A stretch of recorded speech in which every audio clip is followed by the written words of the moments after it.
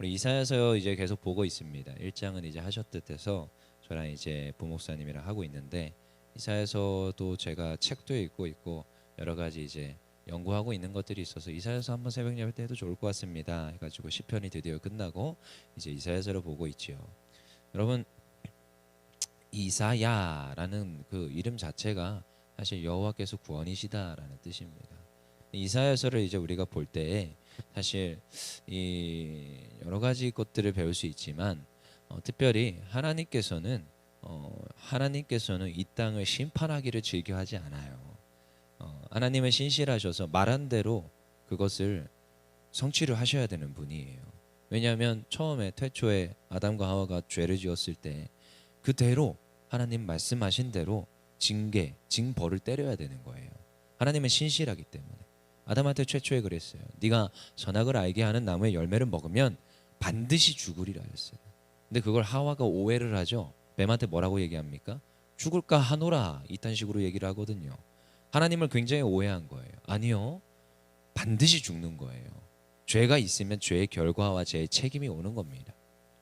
하나님께서는 심판을 즐겨하시는 분이 아니라 그 죄를 보면은 용서하지 못하는 거예요.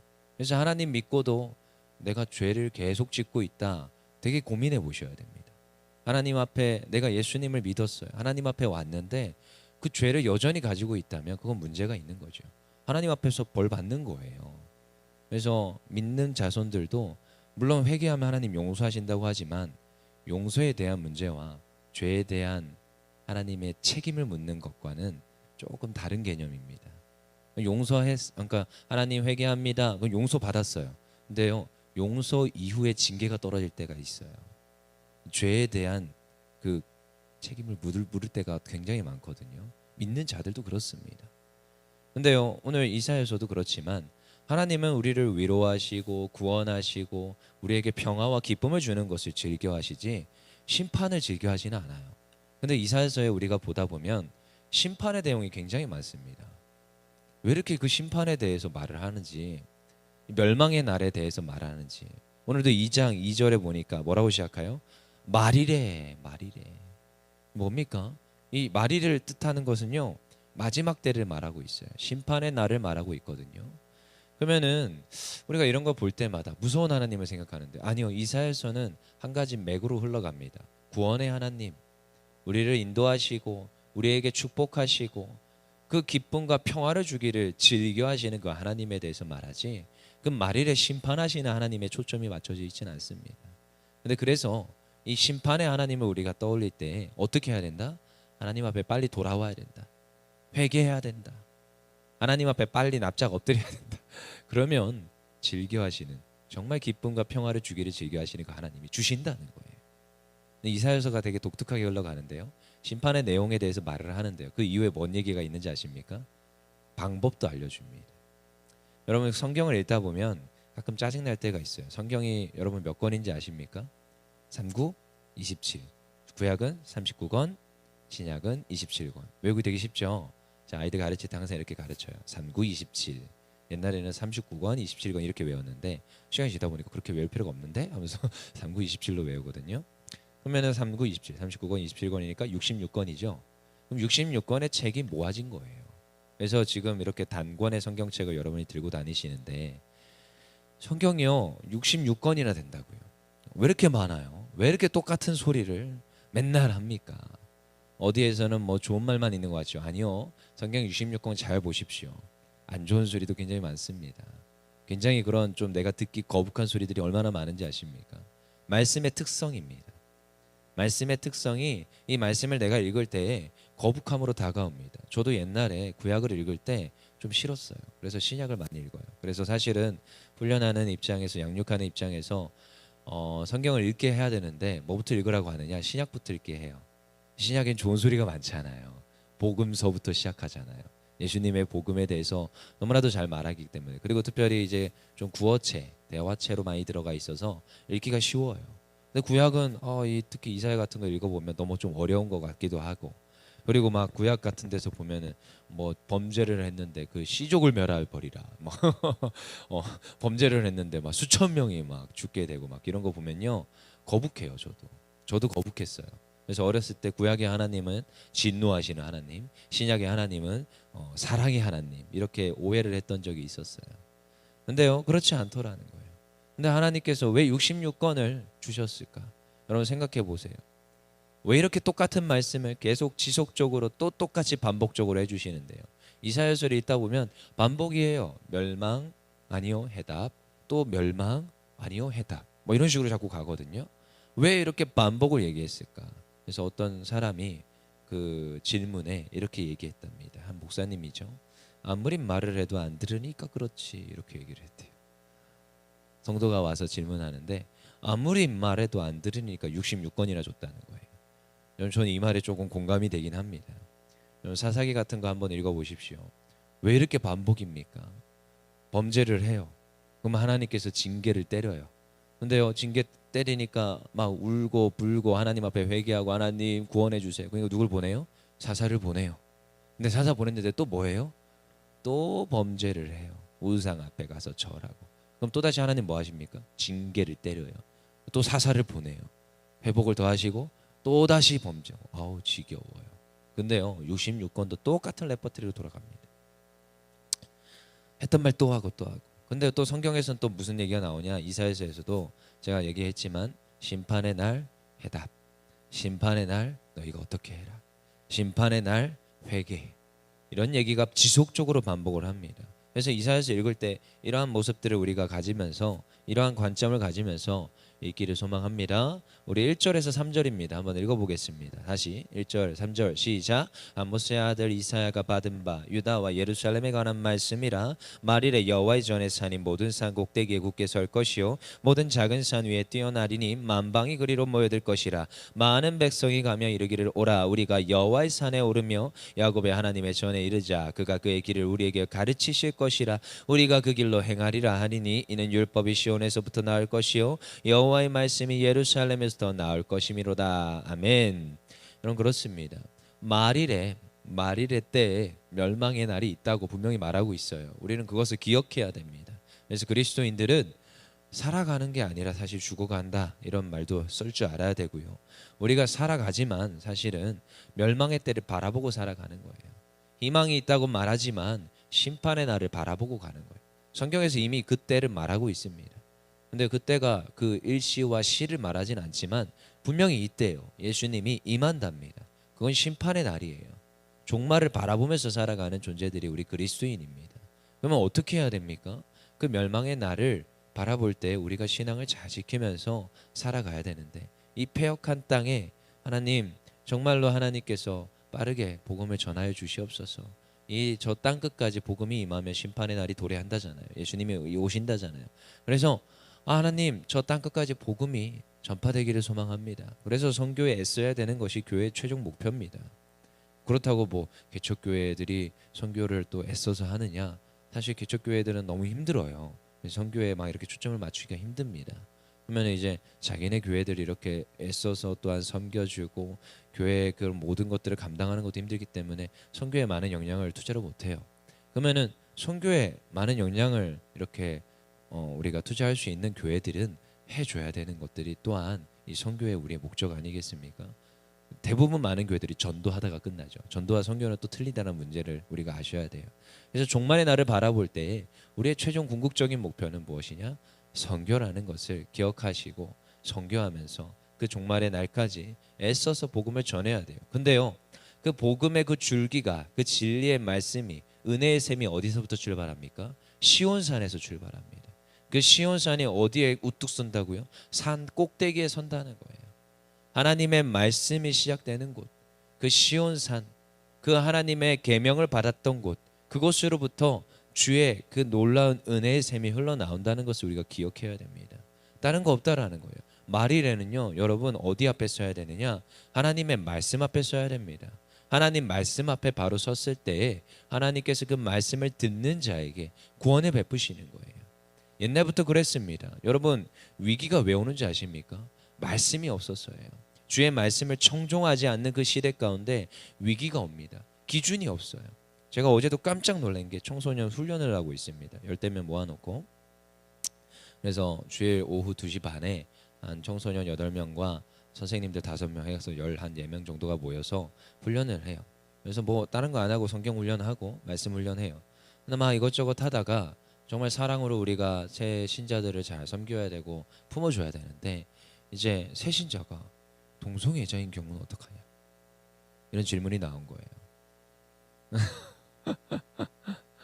물론 그거에 대한 해답은 좋습니다. 그 동성애자들은 저는 그래요. 이거는 뭐 비속어가 아니라 이제 얘기를 하는 거예요. 동성애라는 병이 있고 동성애자라는 그런 병을 앓고 있는 사람이 있다 칩시다. 그러면요 동성애는 우리가 당연히 멀리 해야 되는 거예요. 성경에서는요 분명히 그걸 죄라고 말하고 있습니다. 우리의 기준은 성경이기 때문에 분명히 그 동성애는 죄라고 말하고 그 동성애는 끊어버려야 되는 죄악의 요소예요. 그게 뭐 선천적이냐 후천적이냐 뭐 자기의 성적 무슨 어떠한 그 모습이냐 아니요 죄라고 말합니다. 죄는 죄라고 말할 수 있어야 돼요. 근데 동성애자 그 병을 앓고 있는 사람이라고 합시다. 그러면요 그 죄를 지금 여전히 짓고 있는데 예수님 믿었는데 그 죄를 못 끊어내요. 그건 문제가 있는 겁니다. 근데요 그 죄를 여전히 가지고 공동체 안에 들어와서 다른 사람한테 아니요 큰일 납니다. 큰일 나요. 그리고 그걸 감당할 수 있는 교회는요 치료할 수 있는 그런 교회들은요 할 수 있겠지요. 근데요 제가 안 좋은 케이스를 굉장히 많이 봤어요. 어떤 목사님이 청소년부 담당 목사님이 품고 갔어요.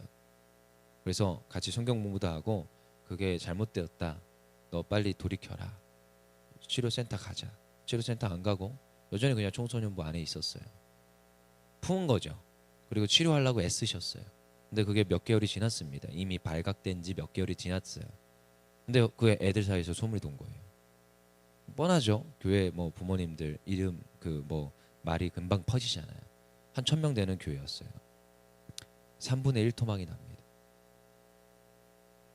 그 아이를 방치했다는 이유, 자신들의 아이와 함께 낳았다는 이유, 여러 가지 케이스가 있겠지만 재활센터로 보낼 수 있고 센터로 보낼 수 있으면 그게 가장 현명한 방법이에요. 그래서 아무튼 이런저런 얘기를 했는데요. 아이들이 그러는 거예요. 청소년 우리 교회 청소년들이에요. 자기네 주변에 있대요. 요즘 있어요. 그리고 그 커밍아웃이라고 하죠. 자기가 그 동성애자라는 것을 말을 한대요. 학교에서 여자애들이 깜짝 놀래가지고 그래서 그런 친구는 교회 데리고 오면 안 되나요? 이런 질문을 하는데요. 야, 여러분 실제적이에요. 근데요 기준입니다. 여러분 말씀이 없어서 위기예요. 말씀은요 우리에게 어쩔 때는 율법적 아니요 복음이 사랑이라고 말하는데 아니요 성경에서는 굉장히 많은 기준을 제시합니다. 기준. 되게 모호한 근데 동성애가 왜 모호한지 잘 모르겠는데 모호한 기준들 속에 살아가는 이 세상의 기준 속에서 하나님의 진리의 말씀은 정확한 기준을 제시하고요. 죄가 밝히 드러나게 되어 있고 그 죄는요 그 빛 앞에 서면 사라지게 되어 있습니다. 어둠은 떠나가게 되어 있는 거예요. 4절에 뭐라고 합니까? 같이 읽어보겠습니다. 시작. 그가 열방 사이에 판단하시며 많은 백성을 판결하시리니 무리가 그들의 칼을 쳐서 보습을 만들고 그들의 창을 쳐서 낫을 만들 것이며 이 나라와 저 나라가 다시는 칼을 들고 서로 치지 아니하며 다시는 전쟁을 연습하지 아니하리라. 그 멸망의 날에 친다는 거예요. 보습으로 친다는 거예요. 그런 날이 온다는 것을 우리가 바라보면서 살아가는 존재들이 우리입니다. 그러면 어떻게 해야 됩니까? 빨리 돌아와서 납작 엎드려야 돼요. 그거에 대한 해답을 분명하게 말하고 있습니다. 또다시 5절부터 해답이 나옵니다. 5절 읽어볼게요. 시작. 야곱 족속아 오라 우리가 여호와의 빛에 행하자. 아멘. 이것이 우리에게 주는 해답인 줄 믿습니다. 어떻게 하자고요? 여호와의 빛에 행하자. 우리 여기 앞에 저기 현수막 제목 읽어볼게요. 큰 제목 시작. 너희는 세상의 빛이라. 우리 하나님 앞에 나올 때 하나님은 빛이래요. 하나님은 발광체라고 하죠. 태양과 아니요. 하나님은 그 태양을 만든 빛입니다. 그러니까 태양보다 더 밝은 빛이에요. 빛이 있으라 하심이 빛이 있었고 그게 여호와 하나님입니다. 그런데 여호와 하나님은 너무나도 밝은 빛이에요. 그 앞에 서면요 어둠은 떠나가게 되어 있습니다. 그래서 죄를 가지고 그 빛 앞에 설 수가 없어요. 사라지는 거예요. 그래서 모세도 하나님 앞에 설 때 어떻게 했습니까? 얼굴을 수건으로 가려야 되는 거예요. 왜요? 그 앞에 서면 죽게 되니까. 그 빛을 바라보면 눈이 멉니다. 사도 사도 바울이 아니라 이제 사울이 그 주님이 빛으로 임하니까 눈이 멀어버리는 거예요. 그것처럼 그 놀라운 빛 앞에 서야 되는 거예요. 근데 우리도 또 뭐예요? 우리도 빛이래요. 근데 우리는 발광체는 안 됩니다. 우리가 자체적으로 할 수 있는 힘은 없어요. 그래서 반사체라고 담임 목사님이 설명하시는데 그 빛을 받아서 달처럼 빛을 투과하는 역할을 감당하는 거예요. 근데요, 그것이 얼마나 능력이 있는지 아십니까? 그 빛이 어디로부터 왔어요?